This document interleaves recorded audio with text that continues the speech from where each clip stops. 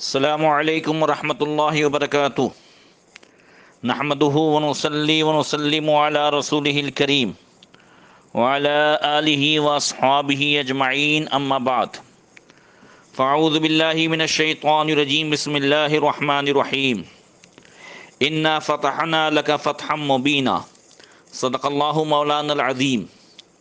درود شریف پڑھیں، اللہم صلی علی سیدنا مولانا محمد معدن الجود والکرم وآلہ وصحبہ وبارک وسلم۔ محترم سامعین، درس حدیث کے سلسلے میں فتح مکہ کا بیان جاری ہے۔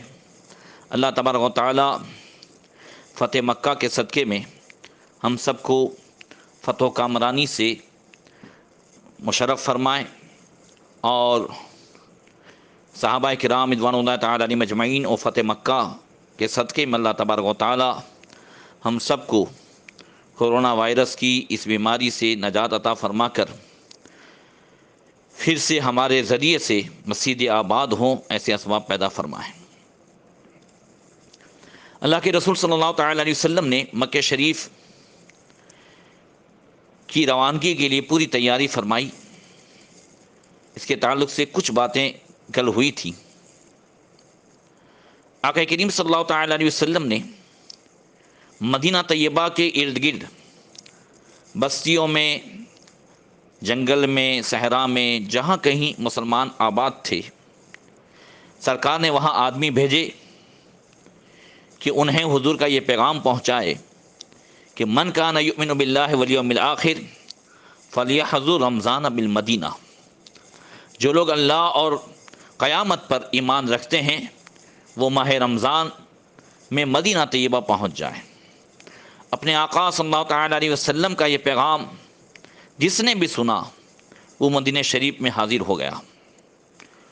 روانگی سے پہلے نبی کریم صلی اللہ تعالی علیہ وسلم نے حضرت کلثوم بن حسین غفاری رضی اللہ تعالیٰ عنہ کو مدینہ طیبہ میں اپنا نائب مقرر فرمایا، اور رمضان المبارک کی 10 تاریخ سن ہجری 8 اور بدھ کا دن تھا، اور جبکہ عیسوی سن کے حساب سے 630 اور پہلی جنوری تھی۔ نماز عصر ادا کرنے کے بعد نبی کریم صلی اللہ تعالی علیہ وسلم مدینہ طیبہ سے باہر تشریف لائے، اور یہ لشکر چلتا رہا۔ مہاجرین، انصار اور دیگر قبائل کے اہل ایمان اپنے گھوڑوں، اونٹوں پر سوار ہو کر اپنے آقا کے پیچھے پیچھے روانہ ہو گئے۔ اللہ کے رسول صلی اللہ تعالی علیہ وسلم نے حضرت زبیر بن عوام کو 200 مجاہدین کے ساتھ اپنے آگے چلنے کا حکم دیا۔ یہ لشکر جب مدینہ طیبہ سے 30 میل کے فاصلے پر عرج کے مقام پر پہنچا تو اس وقت آقا کریم روزے سے تھے۔ شدت پیاس کی وجہ سے نبی کریم صلی اللہ تعالی علیہ وسلم کے سر مبارک پر اور چہرے انور پر پانی چھڑکا جاتا۔ عرج اور طلوع کے درمیان حضور نے ایک کتیا کو دیکھا جس نے ابھی ابھی چند بچے جنے تھے اور وہ اپنی ماں کا دودھ پی رہے تھے۔ آقا کریم نے اس خیال سے کہ فوج کا کوئی سپاہی انہیں تکلیف نہ پہنچا دے، نبی کریم صلی اللہ تعالی وسلم نے اپنے ایک صحابی حضرت جمیل بن سراقہ رضی اللہ تعالیٰ عنہ کی ڈیوٹی لگائی کہ اس کتیا اور اس کے بچوں کی حفاظت کے لیے اس کے پاس کھڑا رہے، تاکہ لشکر اسلام کا کوئی مجاہد اس کتیا اور اس کے بچوں کو تکلیف نہ پہنچائے۔ سبحان اللہ، یہ ہے رحمت للعالمین جو کائنات کے ہر ذرے کے لیے، انسان، جنات، جانور، سب کے لیے رحمت بن کے تشریف لائے۔ یہاں پہنچ کر نبی کریم صلی اللہ علیہ وسلم نے 100 مجاہدین کے دستے تیار کیے، اور جو لشکر اسلام کے آگے آگے چلیں گے۔ عرج اور طلوع کے درمیان بنو حوازین کا، قبیلے بنو حوازین جو فتح مکہ کے بعد جن سے جنگ ہوئی، ان کا ایک جاسوس گرفتار کیا گیا۔ نبی کریم صلی اللہ تعالی علیہ وسلم نے اس سے وہاں کے حالات دریافت کیے، اور اس نے بتایا کہ قبیلے بنو حوازین کے افراد آپ سے جنگ کی تیاریاں کر رہے ہیں۔ حضور نے فرمایا حسبنا اللہ و نعم الوکیل اولئک العصاۃ۔ حضور نے حضرت خالد رضی اللہ تعالیٰ عنہ کو حکم دیا کہ اس جاسوس کی نگرانی کریں، ایسا نہ ہو کہ وہ جا کر بنو حوازین کو ہمارے بارے میں خبر کر دے۔ یہ لشکر جب قدید کے مقام پر پہنچا تو حضور نے عام شرکت کرنے والے قبیلوں میں جھنڈے اور پرچم تقسیم فرمائے۔ اسی درمیان آقا کریم صلی اللہ تعالیٰ علیہ وسلم کے چچا حضرت سیدنا عباس رضی اللہ تعالیٰ عنہ اسلام قبول کرنے کی غرض سے ہجرت کرنے کے ارادے سے وہ مکہ شریف سے مدینہ شریف کے لیے روانہ ہو چکے تھے۔ اپنے تمام ساز و سامان کو لے کر راستے میں ان کی ملاقات نبی کریم صلی اللہ تعالیٰ علیہ وسلم سے جحفہ کے مقام پر ہوئی۔ اللہ کے رسول صلی اللہ تعالیٰ علیہ وسلم سے ملاقات کرنے کے بعد حضرت عباس حضور کے ساتھ ہو گئے اور اپنا سامان انہوں نے مدینہ طیبہ پہنچوا دیا۔ حضرت عباس نے اسلام بہت پہلے قبول کر لیا تھا اور کئی بار رحمت عالم صلی اللہ تعالیٰ علیہ وسلم سے مکہ سے ہجرت کر کے مدینہ طیبہ آنے کی اجازت مانگی تھی، مگر حضور نے ہر بار یہی فرمایا تھا یا عم اقیم مکانک الذی انت فی، اے میرے چچا آپ جہاں ہیں وہیں ٹھہرے رہیں، کیونکہ آپ کی ہجرت کے ساتھ سلسلے ہجرت جو ہے ختم ہوگا۔ جس طرح میری آمد نے نبوت کے سلسلے کو ختم کیا، اسی طریقے سے آپ کی ہجرت وہ آخری ہجرت ہوگی۔ اور حضرت عباس رضی اللہ تعالیٰ عنہ کے ساتھ ابو سفیان بن حارث بن عبد المطلب، یہ نبی کریم صلی اللہ علیہ وسلم کے چچا حارث کے بیٹے ابو سفیان، اور عبداللہ بن ابی امیہ بن مغیرہ، یہ حضور کے جو ہے پھوپھی کے بیٹے تھے۔ یہ نبق العقاب کے مقام پر نبی کریم صلی اللہ تعالی علیہ وسلم کے دیدار سے مشرف ہوئے۔ یہ دونوں بھی مکہ سے ہجرت کر کے مدینہ کے لیے روانہ ہوئے تھے۔ انہوں نے بارگاہ رسالت میں حاضر ہونے کے لیے اجازت طلب کی، اور اس سلسلے میں ام المومنین حضرت ام سلمہ رضی اللہ تعالی عنہا کو انہوں نے سفارشی بنایا۔ حضرت ام سلمہ نے بارگاہ رسالت میں سفارش کرتے ہوئے عرض کی یا رسول اللہ، ایک آپ کے چچا کا لڑکا ہے یعنی ابو سفیان بن حارث، اور ایک آپ کی پھوپھی کا لڑکا ہے۔ حضور ان سے ناراض تھے۔ حضور نے فرمایا مجھے ان دونوں کی ضرورت نہیں ہے، میرے چچا کے بیٹے ابو سفیان نے میری ہتک عزت کی ہے، اور میرے پھوپھی کے لڑکے عبداللہ نے میرے بارے میں جو ہے بہت ہذیان سرائی کی اور یہ کہا کہ میں آپ پر ایمان نہیں لاؤں گا یہاں تک کہ آپ آسمان کی طرف ایک سیڑھی لگائیں اور میرے سامنے اس پر چڑھیں، پھر آپ وہاں سے ایک تحریر لے کر کے آئیں اور آپ کے ساتھ 4 فرشتے ہوں جو اس بات کی گواہی دیں کہ آپ کو اللہ تعالیٰ نے رسول بنا کر کے بھیجا ہے۔ خیر آیت بھی نازل ہوئی ہے۔ جب ان دونوں کو حضور کے فیصلے کا علم ہوا تو ابو سفیان نے ان کے ساتھ ان کا چھوٹا فرزند بھی تھا، عرض کی کہ اگر مجھے حضور حاضر خدمت ہونے کی اجازت نہیں دیں گے تو میں اس بچے کو لے کر جنگل میں چلا جاؤں گا، یہاں تک کہ ہم دونوں شدت پیاس اور فاقہ کشی سے ہلاک ہو جائیں۔ نبی کریم صلی اللہ تعالیٰ علیہ وسلم رحمت للعالمین بن کے تشریف لائے۔ حضور نے جب یہ سنا تو حضور کو بہت افسوس ہوا۔ حضور نے ان پر رحم فرماتے ہوئے ان کو حاضر ہونے کی اجازت دی۔ جب وہ حاضر ہونے کے لیے روانہ ہوئے تو سید السادات مولا کائنات مولا علی کرم اللہ تعالیٰ وجہ الکریم نے ابو سفیان، یہ ابو سفیان وہ نہیں بلکہ یہ ابو سفیان حضور کے چچا کے لڑکے جو ہجرت کے لیے مدینہ جا رہے تھے، ان کی بات ہو رہی ہے۔ مولا کائنات نے نصیحت فرمائی کہ حضور کی خدمت میں سامنے کی جانب سے حاضر ہونا اور وہ بات کہنا جو یوسف علیہ السلام کے بھائیوں نے حضرت یوسف علیہ السلام سے کی کہ تاللہ لقد آثرک اللہ علینا وإن كنا لخاطئین، کہ خدا کی قسم اللہ تعالیٰ نے آپ کو ہم پر فضیلت عطا فرمائی ہے اور بے شک ہم ہی خطا کار ہیں۔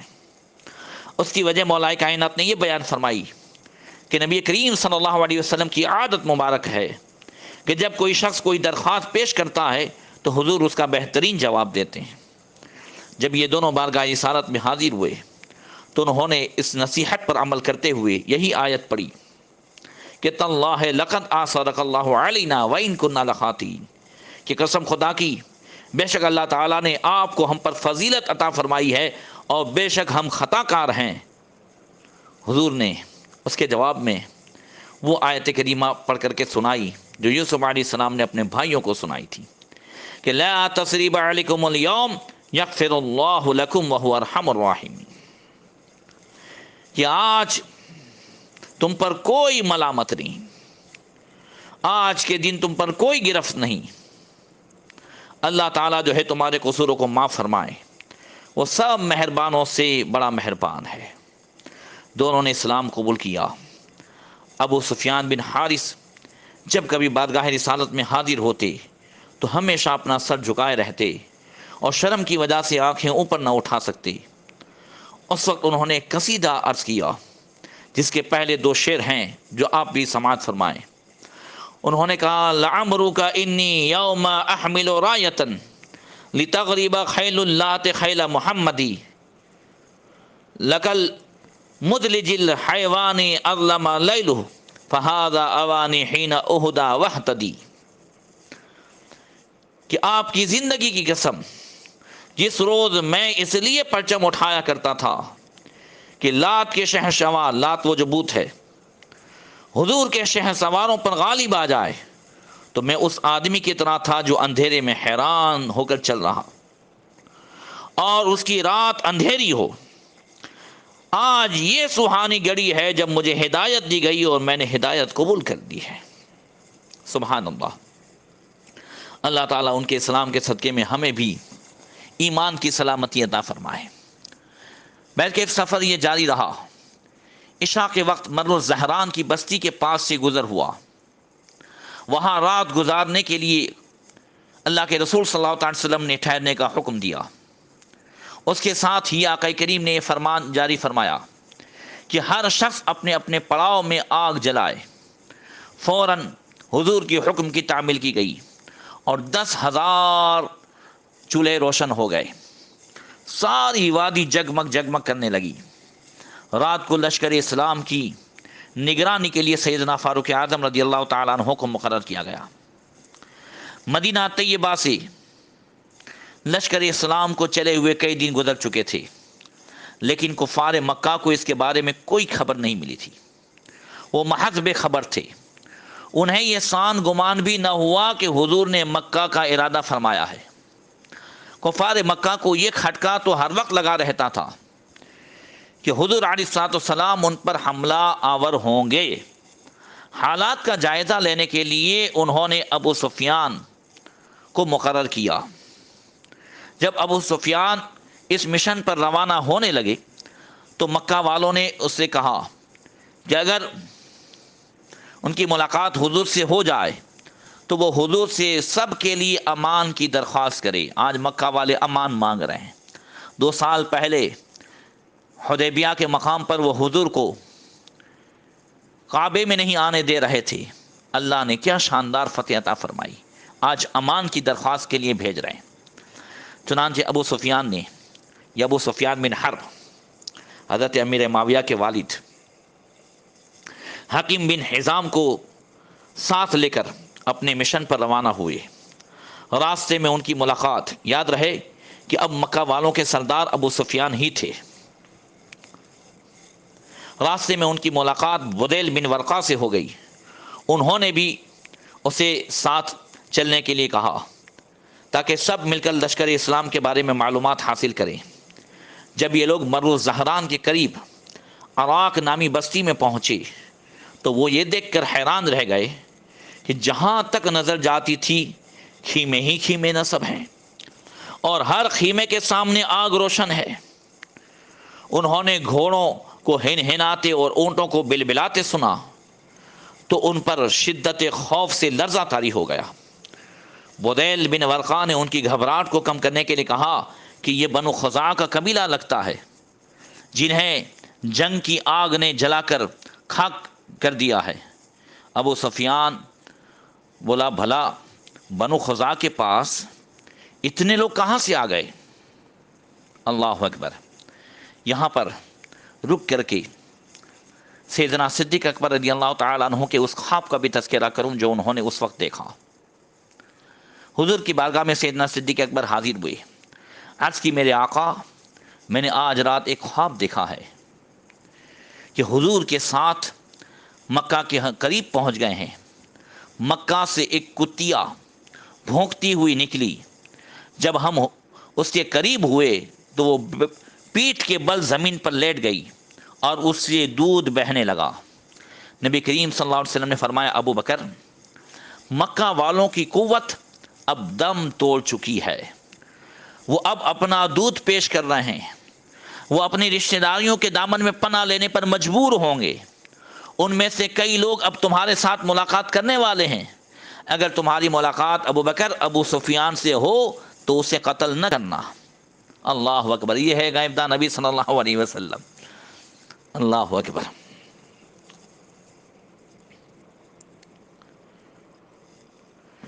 ادھر ابو سفیان، حکیم بن حزام اور بدیل عراق کی بستی میں موجود تھے کہ نبی کریم صلی اللہ علیہ وسلم کے مجاہد وہاں پہنچ گئے اور چپکے سے ان کے اونٹوں کی نکیلیں پکڑ لیں۔ انہوں نے ہڑبڑا کر پوچھا تم کون ہو؟ انہوں نے جواب دیا کیا تم نہیں دیکھتے کہ تمہارے سامنے اللہ کے رسول اور اس کے سرفروش صحابہ کرام خیمہ زن ہیں؟ ابو سفیان حیرت زدہ ہو کر کہنے لگے کبھی ایسا بھی ہوا کہ اتنا بڑا لشکر ہمارے گھر میں آ دھمکے اور ہمیں خبر تک بھی نہ ہو؟ اور دوسری روایت یہ ہے کہ حضرت سیدنا عباس رضی اللہ تعالیٰ عنہ وہ جو ہے اس نیت سے نکلے کہ اگر کوئی مکہ والا مجھے نظر آ جائے تو میں انہیں خبر دوں کہ وہ آ کر کے حضور کی بارگاہ میں امان حاصل کر لے۔ لہذا جب حضرت عباس نکلے تو انہیں ابو سفیان اور بدیل بن ورقا کی آواز ان کانوں میں پہنچی جو آپس میں باتیں کر رہے تھے، اور حضرت عباس کہتے ہیں کہ میں نے فوراً وہ آواز پہچان دی اور میں نے کہا یا ابا حنظلہ، یہ ابو سفیان کی کنیت تھی۔ اس نے میری آواز پہچان دی اور کہا لبیک یا ابا الفضل، میرے بابا تم پر قربان جائے کیا بات ہے؟ میں نے کہا تیرا بیڑا غرق ہو، یہ اللہ کے رسول اپنے ہزاروں مجاہد صحابہ کے ساتھ پہنچ گئے ہیں۔ ابو سفیان نے کہا قریش تو اب تباہ ہو جائیں گے، میرے ماں باپ تجھ پر صدقے ہوں، اب کوئی تدبیر بتاؤ ہم کیا کریں؟ میں نے کہا میرے پیچھے کھچر پر سوار ہو جاؤ۔ حضرت عباس حضور کے کھچر پر سوار تھے، وہ حضور کا کھچر لے کر کے نکلے تھے۔ میں تمہیں بارگاہ رسالت میں لے جاتا ہوں اور تمہارے لیے پناہ کی درخواست کرتا ہوں، اگر تم حضور کی بارگاہ میں حاضر نہیں ہوئے اور کسی مسلمان نے تمہیں دیکھ لیا تو تمہیں موت کے گھاٹ اتار دیں گے۔ چنانچہ ابو سفیان حضرت عباس کے پیچھے سوار ہو گئے اور ابو سفیان کے دونوں ساتھی بھی ساتھ ہو لیے۔ حضرت عباس حضور کی خدمت میں لے کر حاضر ہوئے۔ ایک روایت میں ہے کہ جب صحابہ کے پاس سے حضرت عباس گزرے تو وہ یہ کہتے تھے کہ یہ تو حضور کے چچا حضرت عباس ہیں اور یہ کھچر ہمارے آقا صلی اللہ تعالیٰ علیہ وسلم کا ہے، پتہ نہیں پیچھے کون ہے۔ مگر حضرت عمر فاروق اعظم رضی اللہ تعالیٰ عنہ کے پاس سے جب گزرے، جب آپ نے دیکھ لیا تو کھڑے ہو گئے، پوچھا یہ آپ کے پیچھے کون ہے؟ حضرت عمر نے پوچھا حضرت عباس سے۔ انہوں نے غور سے دیکھا تو ابو سفیان کو میرے پیچھے بیٹھا ہوا پایا۔ حضرت عباس فرماتے ہیں، بولے اللہ کے دشمن، اللہ کا شکر ہے تو اس وقت میرے قابو میں آیا ہے، جب تجھے کسی کی پناہ ابھی تک نہیں ملی ہے۔ پھر حضرت عمر دوڑے تاکہ بارگاہ رسالت میں پہنچ کر اس کو قتل کرنے کی اجازت حاصل کریں۔ حضرت عباس کہتے ہیں حضرت عمر پیدل تھے اور میں خچر پر سوار تھا۔ میں نے ایڑ لگائی اور دوڑ کر ان سے پہلے حضور کے پاس پہنچ گیا۔ حضور کے خیمے کے دروازے پر ہم دونوں اکٹھے ہو گئے۔ میں خچر سے نیچے کود پڑا اور خیمے میں داخل ہو گیا۔ حضرت عمر بھی میرے بعد جلدی خیمے میں داخل ہوئے۔ حضرت عمر نے عرض کی، یا رسول اللہ، یہ ہے اللہ کا دشمن ابو سفیان، اس کو ابھی کسی کی پناہ حاصل نہیں، اجازت ہو تو اس کی گردن اڑا دوں۔ حضرت عباس کہتے ہیں میں نے عرض کی، یا رسول اللہ، میں نے اس کو امان دے دی ہے۔ پھر میں حضور سے چمٹ گیا اور حضور کے سر مبارک کو اپنے سینے سے لگا لیا۔ اللہ اکبر۔ اس کے بعد اللہ کے رسول صلی اللہ تعالیٰ علیہ وسلم نے بھی ابو سفیان کو پناہ دے دی، ان کے ساتھیوں کو پناہ دے دی۔ اب میں نے عرض کی، یا رسول اللہ، میں نے ان کو پناہ دے دی ہے، اب وہ خدمت میں حاضر ہونے کی اجازت طلب کرتے ہیں۔ فرمایا انہیں لے آؤ۔ ہم سب رات کا کافی حصہ حضور کی خدمت میں حاضر رہے۔ نبی کریم صلی اللہ تعالی وسلم ان تینوں سے مکہ کے حالات دریافت فرماتے رہے، پھر ان کو اسلام قبول کرنے کی دعوت دی۔ انہوں نے کہا، نشہد ان لا الہ الا اللہ، ہم گواہی دیتے ہیں کہ اللہ تعالیٰ کے بغیر کوئی معبود نہیں، لیکن انہوں نے محمد رسول اللہ نہ کہا۔ حضور نے ارشاد فرمایا، جب تک میری رسالت پر ایمان نہیں لاؤ گے اس وقت تک مسلمان نہیں ہوں گے۔ بزیر اور حکیم نے تو اشہد ان محمد رسول اللہ کہہ دیا، لیکن ابو سفیان نے غور و فکر کرنے کے لیے مہلت مانگی۔ حضور نے حضرت عباس کو فرمایا، اسے اپنے خیمے میں لے جاؤ اور صبح ان کو پھر میرے پاس لے آنا۔ جب صبح ہوئی تو مؤذن نے اذان دینی شروع کی۔ لشکر اسلام کے تمام مجاہد ان کلمات کو دہراتے تھے جو مؤذن اذان میں پڑھ رہے تھے۔ ابو سفیان سن کر گھبرا گئے۔ اس نے حضرت عباس سے پوچھا، یہ لوگ کیا کر رہے ہیں؟ حضرت عباس نے بتایا، یہ لوگ نماز پڑھنے کی تیاری کر رہے ہیں۔ ابو سفیان نے پوچھا، تم ہر روز کتنی نمازیں پڑھتے ہو؟ آپ نے بتایا، ہم دن رات میں 5 نمازیں ادا کرتے ہیں۔ پھر ابو سفیان نے ایک اور منظر دیکھا جس نے ان کو حیران کر دیا۔ محبوب رب العالمین سرکار وضو فرما رہے تھے اور سارے صحابہ حضور کی وضو کے پانی کے قطرے جو جسم اطہر کو چھو کر نیچے گر رہے ہیں، لپک لپک کر اپنی ہتھیلیوں پر لے کر چہروں پر مل رہے ہیں۔ ابو سفیان نے کہا، میں نے آج تک کسی بادشاہ کے خادموں کو اس کے ساتھ اس محبت اور ادب کا مظاہرہ کرتے ہوئے نہیں دیکھا، نہ کسی قیصر کو، نہ کسی کسریٰ کو۔ حضرت عباس فرماتے ہیں، نبی کریم صلی اللہ علیہ وسلم جب نماز فجر سے فارغ ہوئے تو میں ابو سفیان کو لے کر بارگاہ رسالت میں حاضر ہوا۔ ادائے نماز کا منظر بھی ابو سفیان کے لیے کم حیرت انگیز نہ تھا۔ امام الانبیاء علی تحیۃ الثنا نے جب تکبیر تحریمہ کہی تو سب صحابہ نے اللہ اکبر کہا۔ جب رکوع فرمایا تو سارے صحابہ رکوع میں چلے گئے۔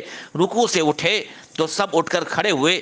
اس طرح نماز کا منظر دیکھ کر ابو سفیان جو ہے اس وقت پکار اٹھے کہ ایسی اطاعت و فرما برداری کا حسین منظر آج تک میں نے نہیں دیکھا۔ اے ابو الفضل، خدا کی قسم تیرے بھتیجے کی بادشاہت تو بہت بلند ہو گئی ہے۔ حضرت عباس نے فرمایا، نادان مت بنو، یہ بادشاہت نہیں ہے، یہ نبوت ہے، یہ رسالت ہے۔ جب نبی کریم صلی اللہ علیہ وسلم نماز سے فارغ ہوئے تو ابو سفیان کو فرمایا، ابو سفیان، کہ اب وقت نہیں آیا کہ تم اس حقیقت کو تسلیم کر لو کہ لا الہ الا اللہ، اللہ تعالیٰ کے بغیر اور کوئی خدا نہیں؟ ابو سفیان نے کہا، میرے ماں باپ آپ پر قربان ہو، آپ کتنے حلیم اور کتنے کریم ہیں، آپ کی شان عفو درگزر کتنی عظیم ہے۔ اگر اللہ تعالیٰ کے بغیر کوئی اور خدا ہوتا تو اس نے ہمیں کچھ فائدہ پہنچایا ہوتا۔ مشکل حالات میں اپنے خداؤں سے مدد طلب کرتا رہا اور آپ اپنے خدا سے مدد مانگتے رہے۔ خدا کی قسم جب بھی میں نے آپ سے مقابلہ کیا ہمیشہ فتح اللہ تعالیٰ نے آپ ہی کو عطا فرمائی۔ اگر میرا خدا سچا ہوتا تو میں آپ پر غلبہ پا لیتا۔ اس سے یہ حقیقت مجھ پر روز روشن کی طرح واضح ہو گئی کہ وہ سچا خدا ہے جو آپ کا معبود ہے۔